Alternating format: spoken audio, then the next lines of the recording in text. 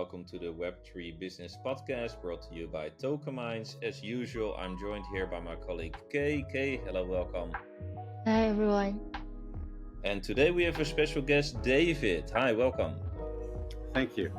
So David is a co-founder of Saito, which is a layer 1 blockchain designed to run Web3 applications in the browser. There is a lot to it, and it's been quite a journey for you as well, David.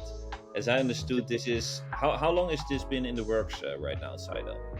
Saito was invented in 2017, and we got the network live in 2021. So we've had something people can see for about 3 years, although we've been picking up steam really in the last 6 months.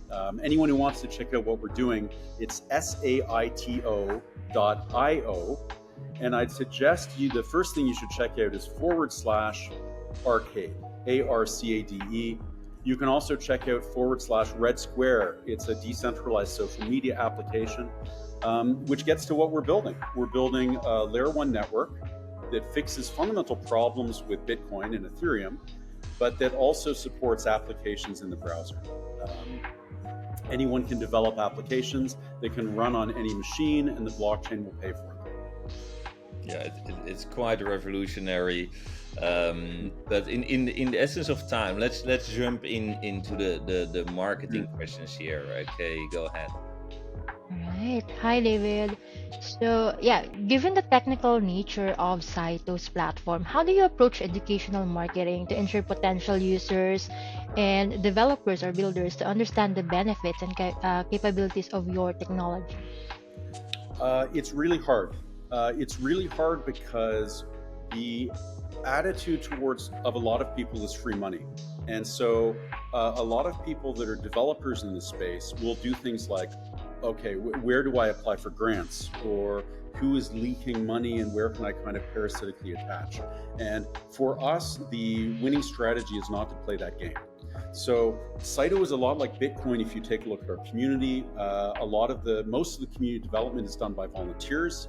It's done by people who are passionate about the solution that we're building. And what we're trying to do is we're trying to expand, first of all, the people who understand what the problems are and why Saito is the solution, why routing work, paying the servers in the network is needed, and we can't just pay stakers and miners.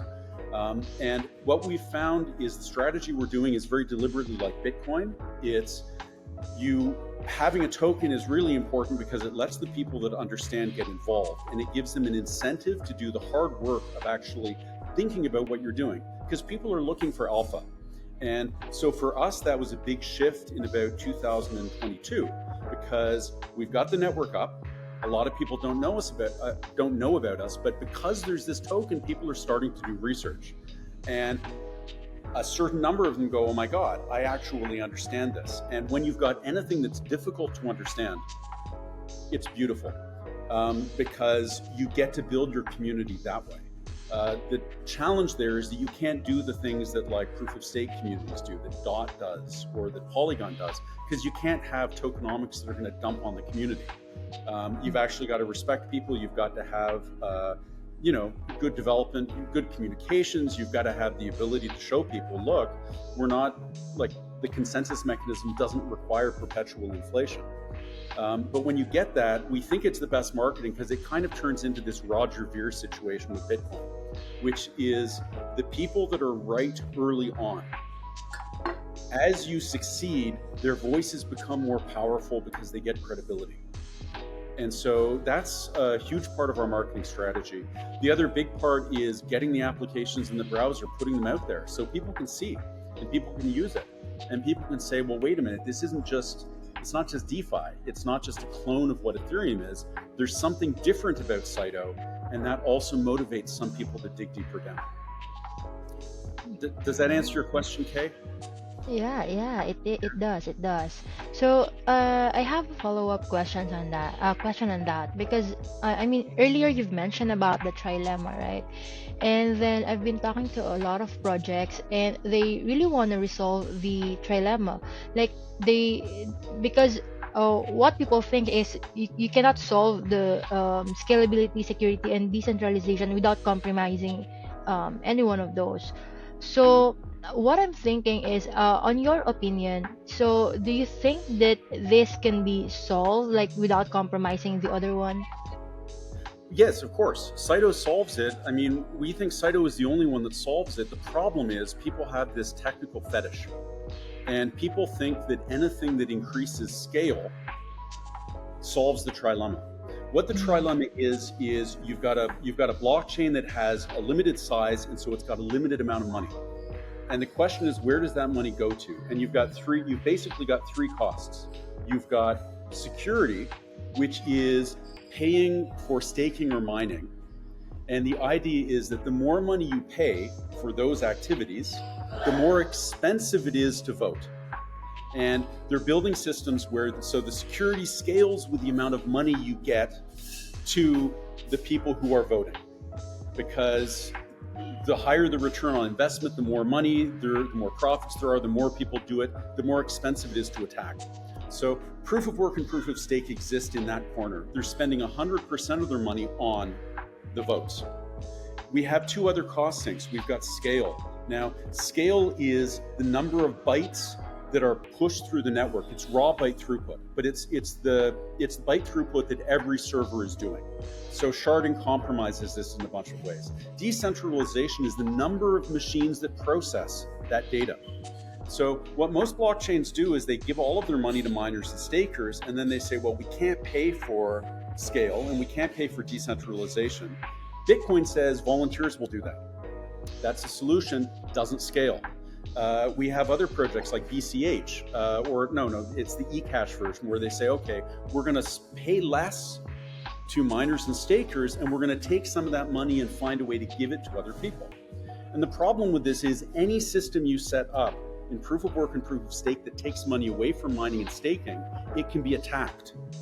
Right? Like you could say, we're going to pay people to run a CPU. We're going to pay people to spend a lot of money on bandwidth.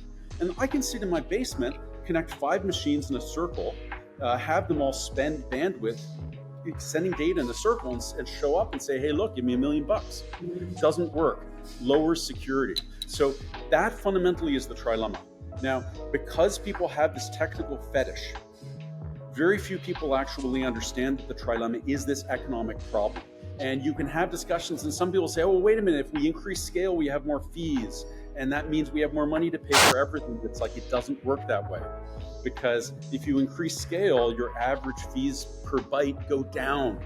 So your costs go up relative to the money you're spending running the network. But the fundamental solution is we can take that three-way trilemma trade-off, and routing work solves it because we get security by taking a portion of the fee and giving it to the nodes in the network that are running servers.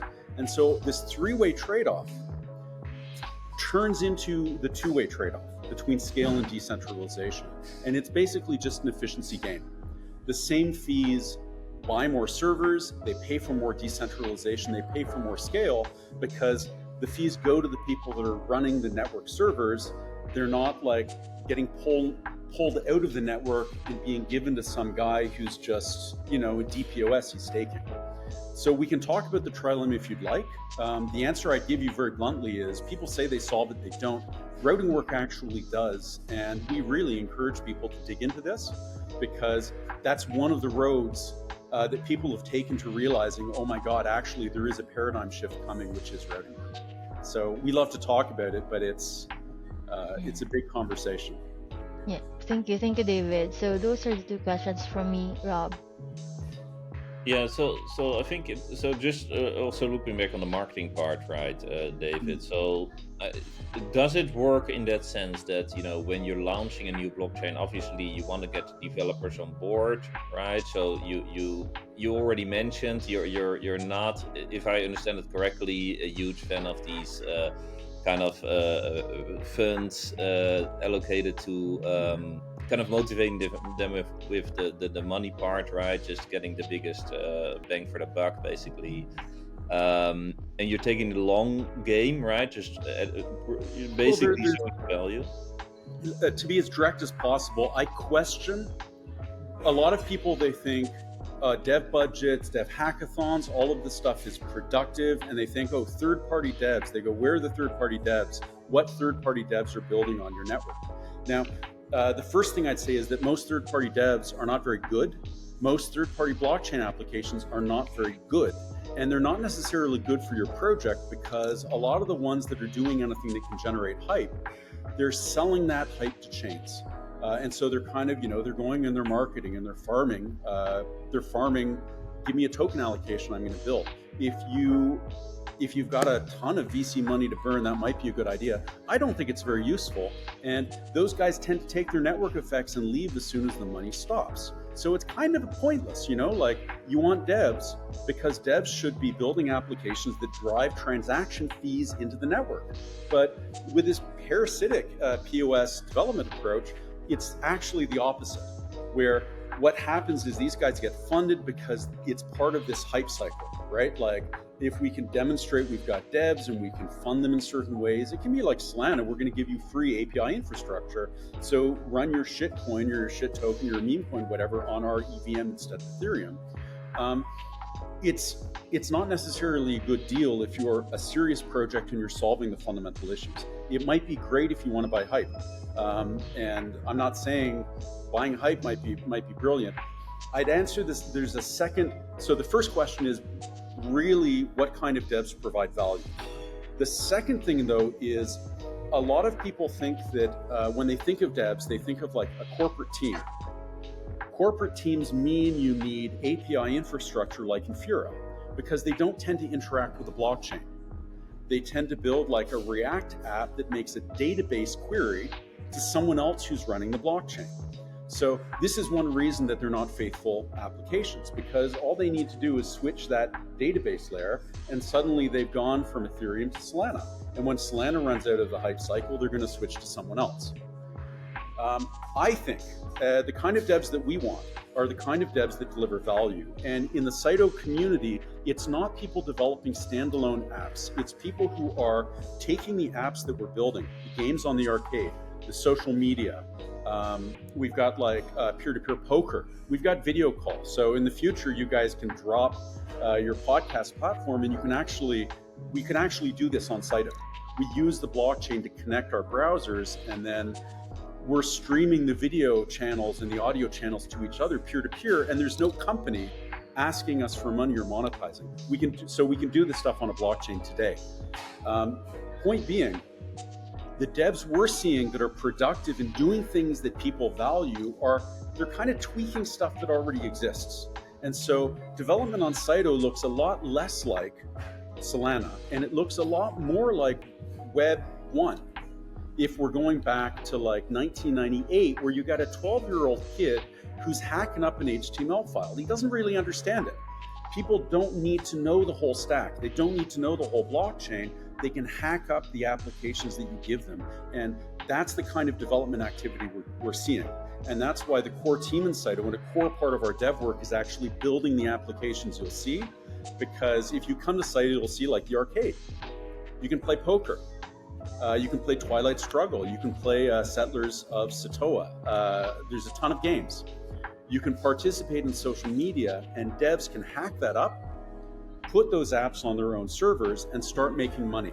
So you don't need to do this whole massive development. You can do the equivalent of building a small website. Maybe I can stop there. It's a big answer. It's like we don't believe that the kind of dev other people are doing is useful. We think most of it's parasitic. Most of it's a kind of hype marketing. And secondly, the kind of stuff that actually is valuable is someone who has a problem they want to solve and gets their hands dirty in the same way that like 12-year-old web developers or the Flappy Bird guy was doing, And it's a different kind of developer. It's often someone who's driven by passion and driven by curiosity. And I don't think you get those guys by saying, hey, we're the latest proof of stake clone. So for us, it's one of the reasons we focus on, look, this is why you got to care about routing work. Understand the trilemma, understand Sybil attacks, understand why we can't pay for mining and staking. Because as soon as people get that, they go, oh my God, there's a paradigm shift coming. I want to understand it. And that leads a subset of them to be like, okay, what can I build that's going to help this?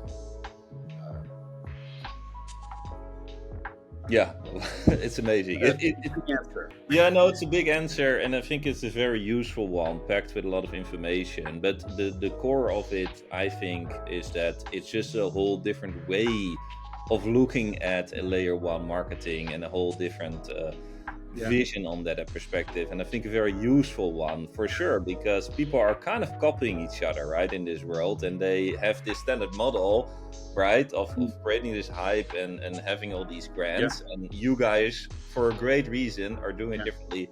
I'm curious, do you guys have like in-house marketing? Like, I really want to dive into your project. Like, I was thinking like, how can I, on the marketing side, on the marketing perspective, how can I make developers like find out about Saito? Because there are a The lot of developers probably that, in your requirement or in your description, there are a lot of developers out there that has the same characters when it comes to like finding out I mean, what everything is about. the irony of your asking me this question is that a lot of crypto people are heavily speculative, right? So Mhm. we could do some marketing, we could do some outreach. People learn about Saito when they come over and they say, okay, I get it, it's brilliant, I love the applications. When marketing, you know? And so people have this idea that marketing is something that happens, that pumps the token price. Mhm. And you know, like there was this. Did you see the release of the Dot financials for marketing on Twitter last day, where it's like their budget's, 200 million, Yeah. ridiculous. It was just in one quarter, right? Yeah, I mean, it's something totally ridiculous. Without criticizing the people that are involved in that, Mhm. I don't see a lot of marketing activity for Dot. Like that's probably the most effective Twitter outreach I've seen for Dot in ages. So, Yeah. the idea, but where's the money coming from? Well, the money's coming from inflating this token, printing money, making free money, and then dumping on retail. And like, is that effective marketing? I don't think it's effective marketing. One of the problems is it can be really hard because people have this mental idea of what marketing is. And they're like, oh, well, you've got to be paying influencers. You've got to be paying shitcoiners. You've got to be doing this. You've got to be doing that. You've got to be doing a hackathon. You've got to be, dev funding to people who are pretty parasitic. We don't think that's true. Mhm. But I wouldn't say that it's a popular opinion because like we get shade from some members of our community because we'll do some marketing. We do have a marketing budget, and we'll get people coming in and they're like, okay, I get it, but I don't see any marketing. And it's like, well, what do you do?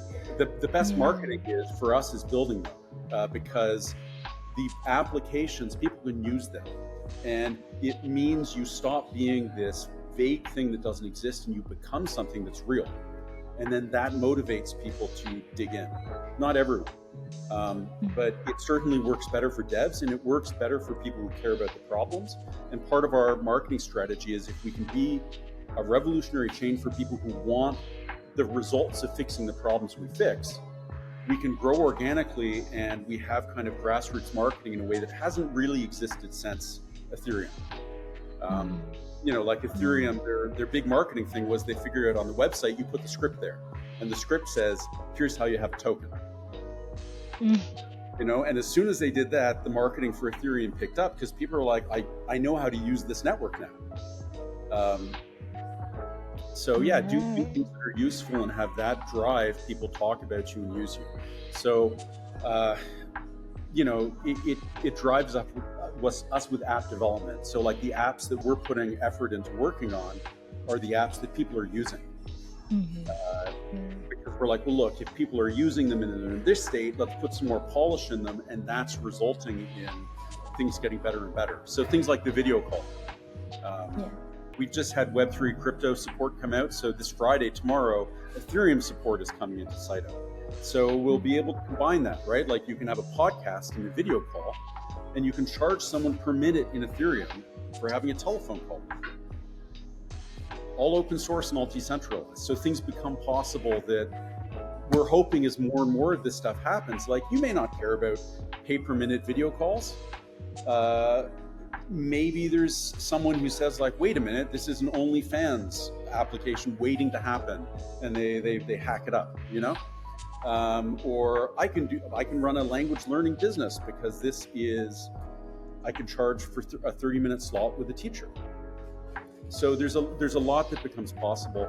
We think of this, it's utility-led marketing as opposed to hype-led marketing.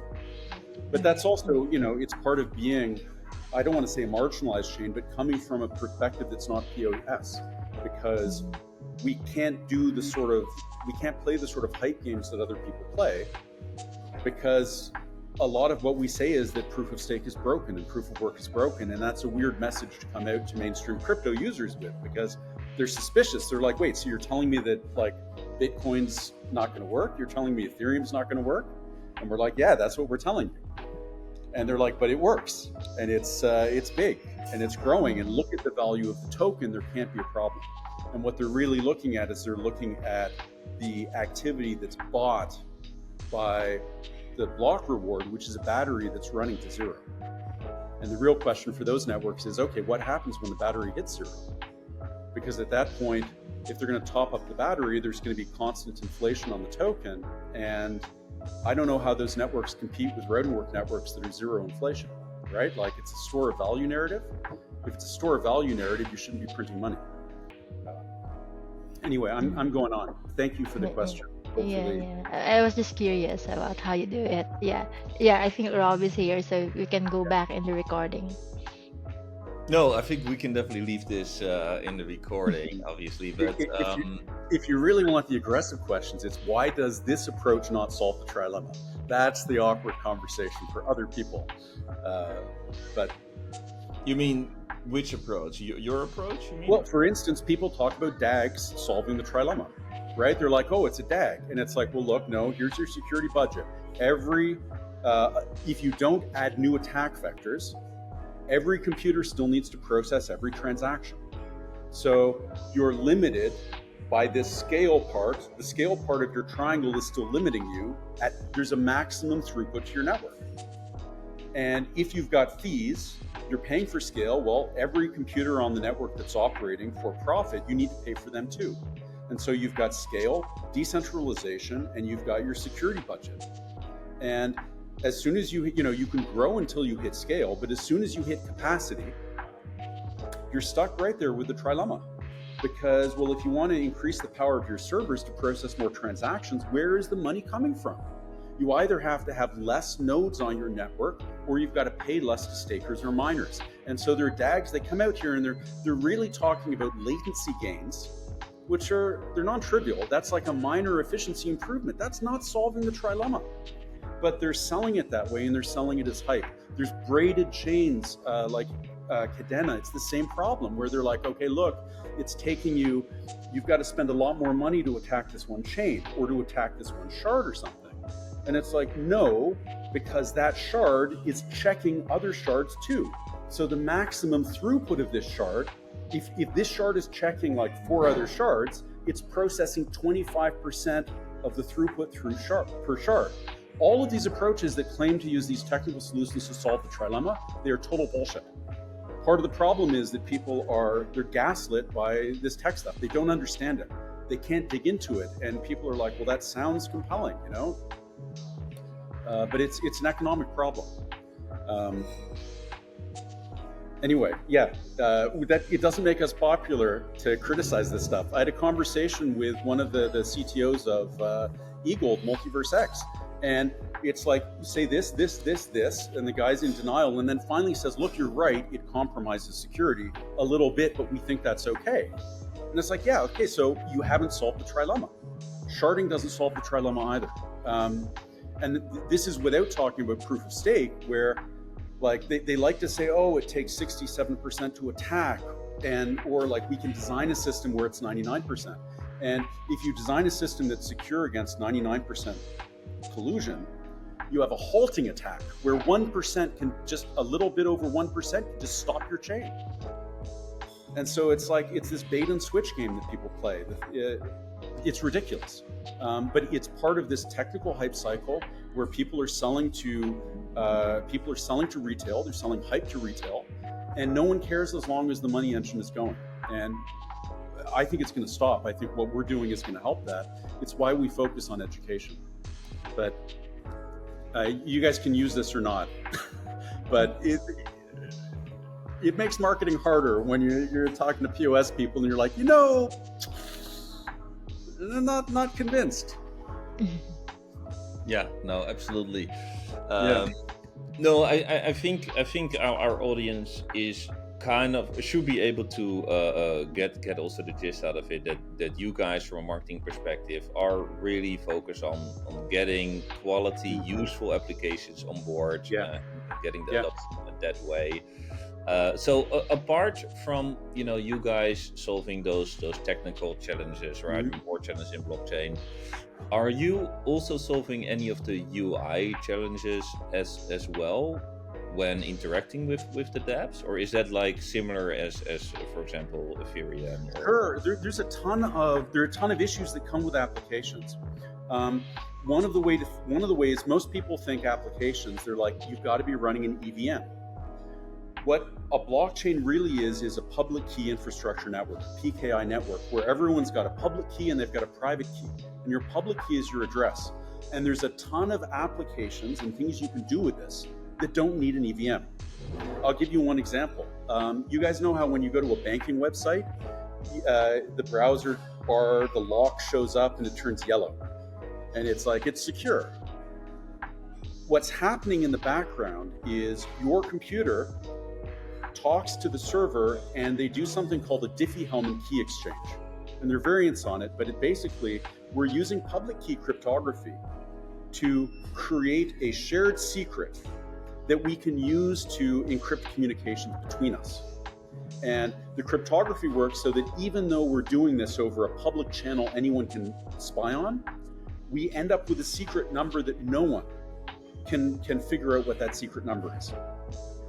We can do this over a blockchain because you can take the data that is used to generate the secret key and you can perform that handshake in 2 transactions. Over a blockchain, you can also say, in addition to this information, let me give you my IP address. If this IP address ever changes, I'm going to send another transaction. Listen for the transactions I publish.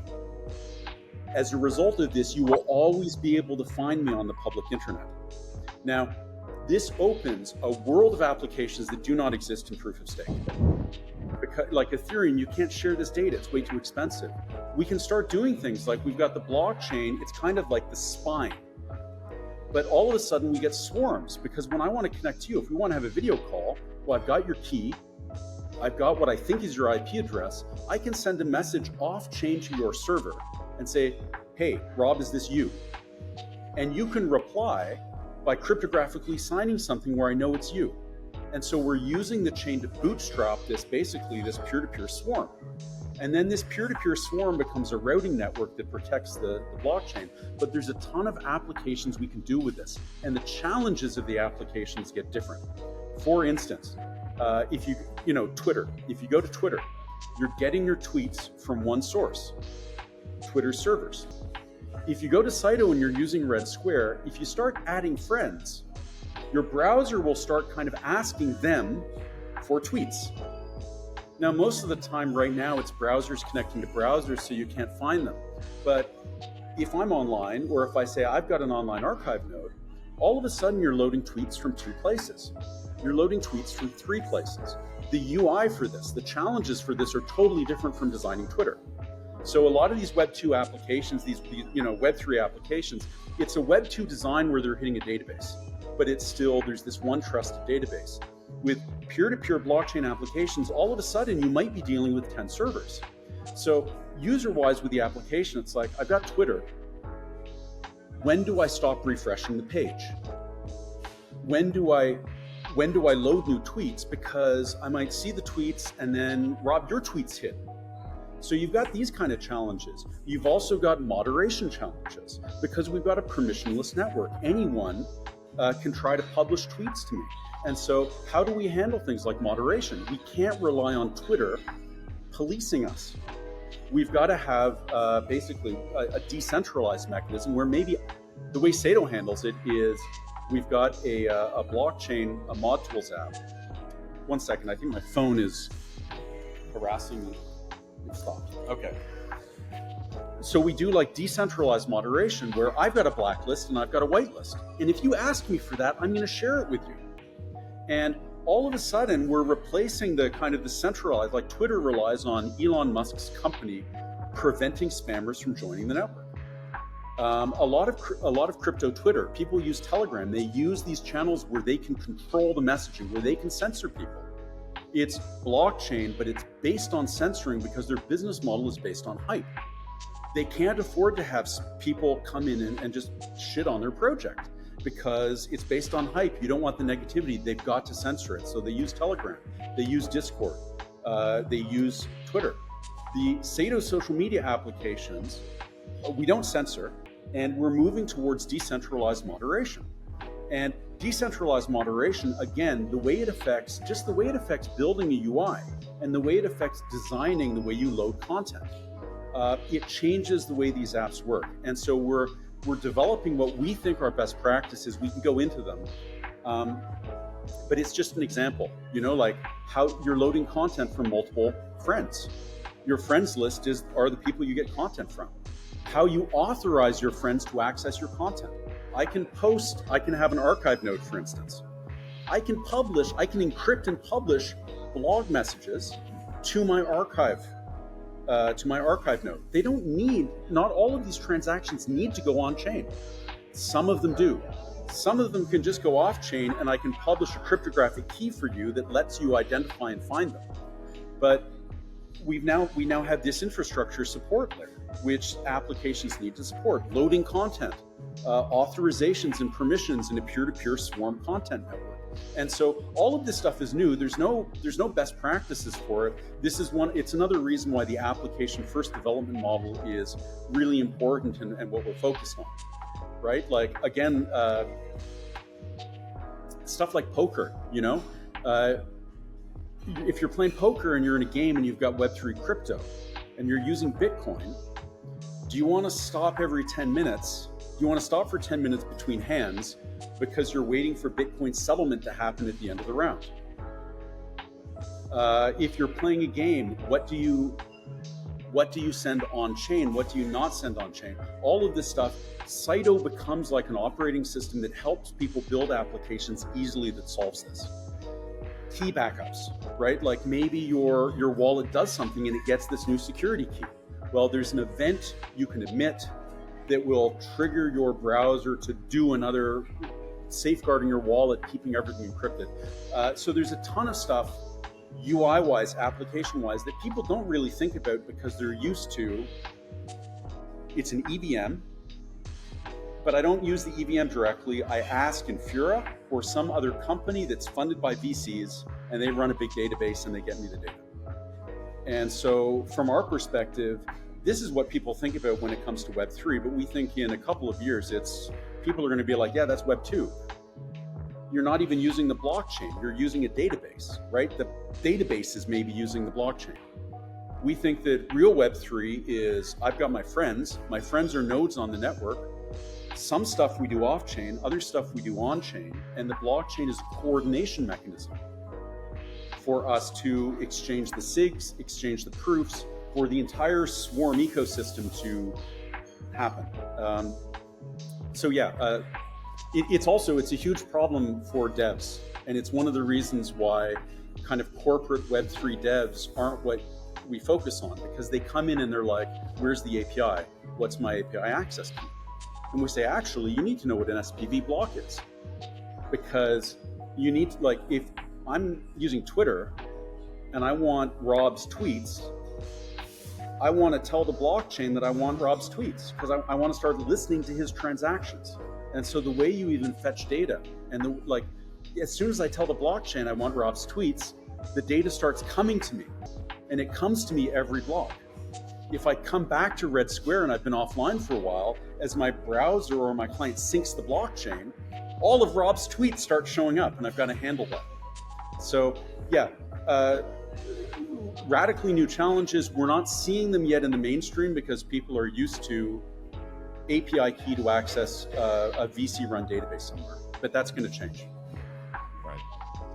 Man, it's quite amazing. I kind of do wish that our dev lead Ed was here. He's always here, except for today because he's celebrating his birthday. Because it's quite a technical episode. But yeah, just from my perspective from the business side, right? So you mentioned X, right? For example. So what you're saying in the future, if X would be run on Saito, probably that wouldn't be X, right? But from a business perspective, right? So obviously those Web3 kind of platforms, they run on ads. Their business model is obviously ads to pay for their servers, to pay for their offices, employees, shareholders, etc., etc. So from a business perspective, how would this look? What would this look like on Saito? Would this completely be peer-to-peer? Would there still be any ad revenue involved? Like, how would this work? That's, why don't we just pick an example and look at it?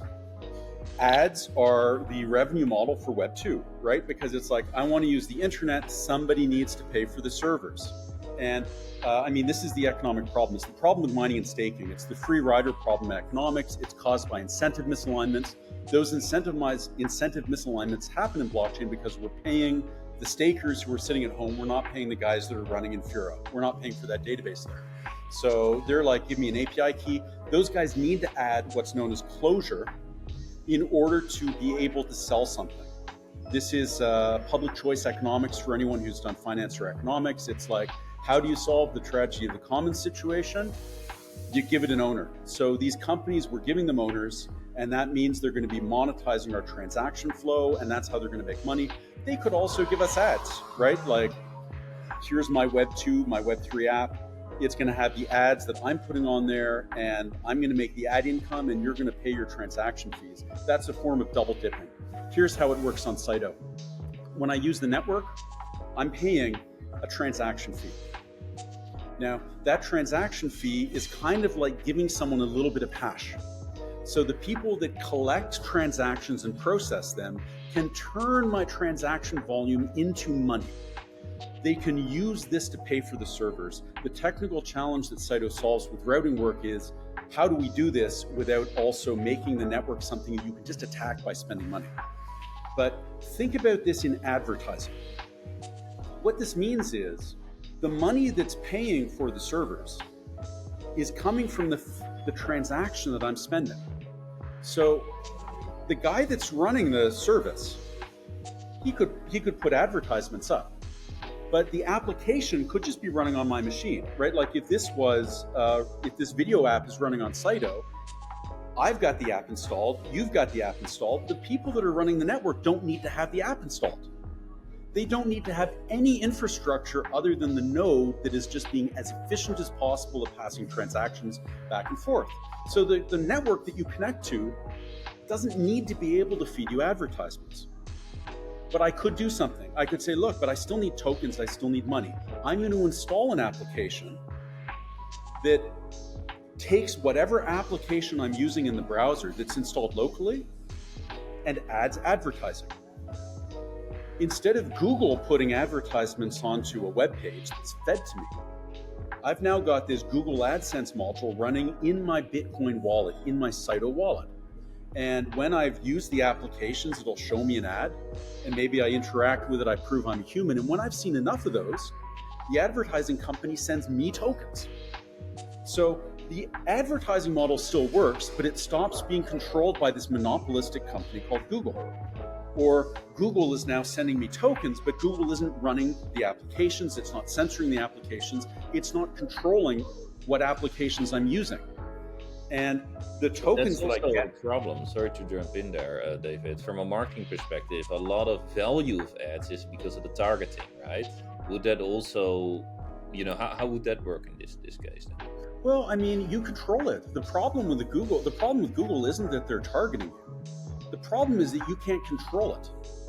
It's like there might be a Saito node that says, look, you don't have any tokens. I'm going to let you make fee-free transactions if you watch these advertisements. Then when you make your transactions, one of the beautiful things that happens with routing work is because money is hash, this company can say, we're going to produce a block now. They spend their own money, they put that in the block, and everyone on the network says, well, this block has enough hash money in it, it's valid, we're going to accept it. So you haven't spent the money they have, but it's zero sum. So you could do that if you want. Or you could say, no, I want to be spending the tokens myself, and I'm going to go into this business relationship with a module and advertiser that's going to give it to me. At this point, you control which advertising module you want. Now, if you want to dox yourself, you might get a really sweet deal, because you might say, look, I'm a target demographic. I'm a crypto user. These guys are going to market a ton of shitcoins to me. And these are really profitable ads for them. We're going to split the revenue. I'm getting a great deal. In that case, you control what you're doxed. You control the information, and that's a private decision. You don't have that freedom. You're basically monetizing your own data, just like what blockchain applications should do. Right, and you choose the trade-offs that you make because the network is neutral. And you make those choices when you decide what applications you install into your wallet. The network says if you're moving data around on chain, you got to pay this fee per byte. That's the fee, and if you pay a higher fee, it's going to confirm faster. If you pay a lower fee, it's going to confirm lower. That's the network's promise. And the other promise is if I don't like this node that I'm using and they start doing bad things, I literally just connect to a different node.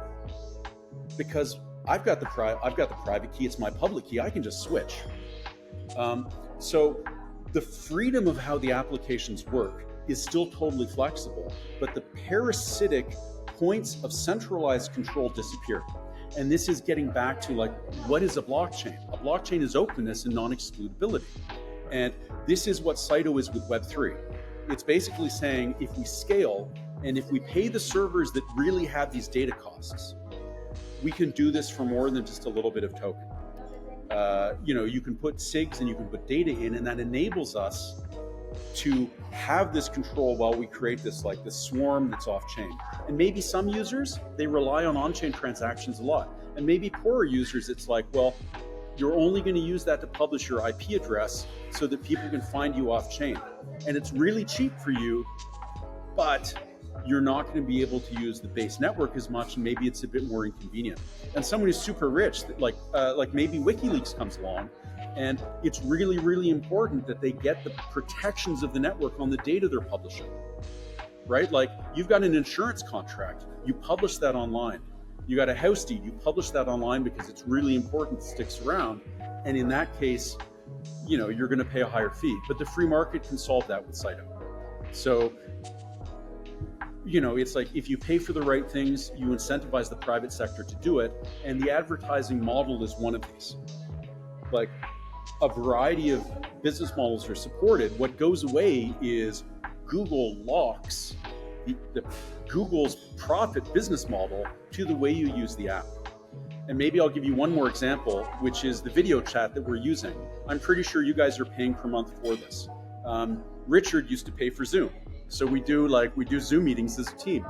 Richard has canceled Zoom. No one we use Saito video chat for everything.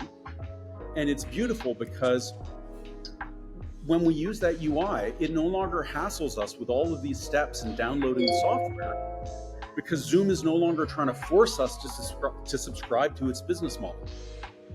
So yeah, there's a sea change to how the apps work, how the Web3 ecosystem works, and as we grow and as fee volume grows and the token becomes more valuable and people are using it to pay for stuff, there is a change in how monetization can happen. And that's, people get excited by this when they understand it's going to be a long while for us to get there. This is the bootstrapping process that we're on.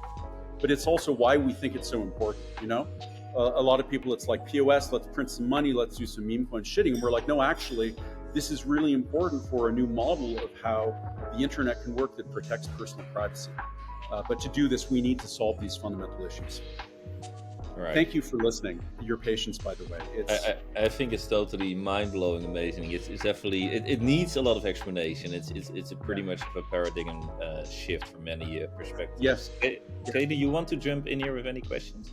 Yeah, not actually a question, but it's like an eye opener. Like there are a lot of things that you've said that makes me question why. Yeah, oh yeah, he's right. Yeah, he's right. So I think you got a lot of points in a lot of things. So yeah, I think I'm gonna check. I just checked out your social media Red Square, and everything is like loading, and then yeah, and then It's it's great. kind It's of a like. combination of people that love us and people that Mm-hmm, just hate us, you know? So like Red Square's chaotic, more decentralization modules are coming in. If people visit the site, all of the applications are works in process.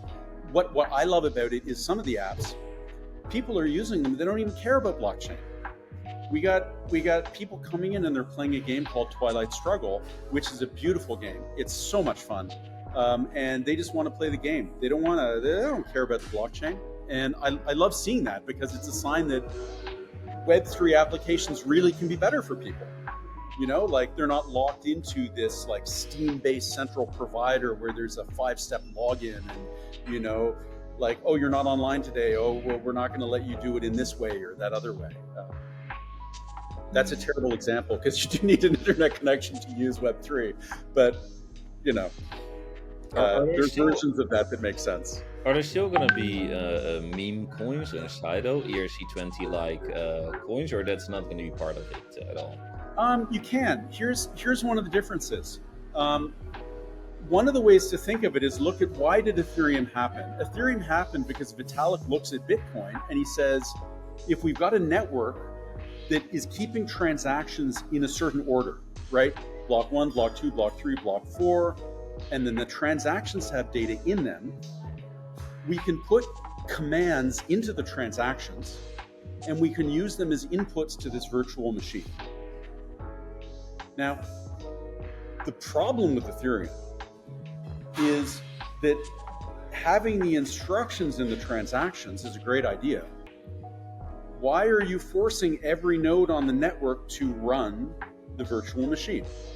The virtual machine in Ethereum, in Saito, it's like an app. Like if I play poker with you, if we have a 3-way game of poker on Saito, what's happening is we can do it off-chain, we can do it on-chain. The transactions are put into an order and they're executed in our browsers, in our wallets, in this order. We can enforce order by saying we're paying attention on chain. We can enforce order by using cryptography and off-chain commitments. The point being, our browsers are now playing poker. A routing node in Saito is just sharing that data. We don't want the routing node playing poker. So from the perspective of the network, you can do things like EVMs on Saito because it's just a PKI network. It's just like Ethereum. The difference is, and this is again, it's one reason Saito was way more scalable.